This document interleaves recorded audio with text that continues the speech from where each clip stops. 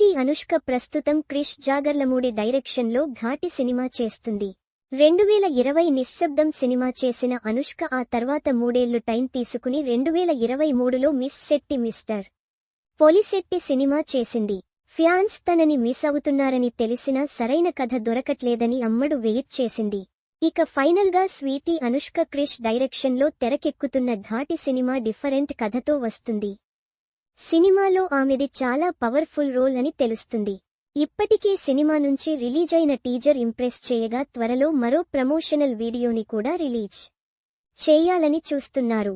ఈ సినిమాను April 18న release lock చేశారు. సమ్మర్ రిలీజ్ ప్లాన్ చేసిన ఘాటి సినిమా ప్రమోషన్స్ ని ఇంకా మొదలు పెట్టలేదు. అనుష్క సినిమా అంటే ఆడియన్స్ లో స్పెషల్ క్రేజ్ ఉంటుంది.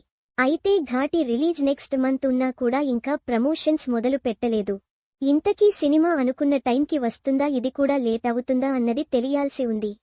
అనుష్క నుంచి చాలా కాలం తర్వాత వస్తున్న ఫిమేల్ సెంట్రిక్ సినిమా కాబట్టి ఆడియన్స్ లో కూడా క్యూరియాసిటీ ఉంది.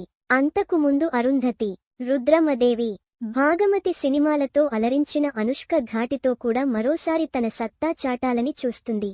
క్రిష్ ఈ సినిమాను చాలా ప్రెస్టీజియస్ గా తెరకెక్కించారని తెలుస్తుంది.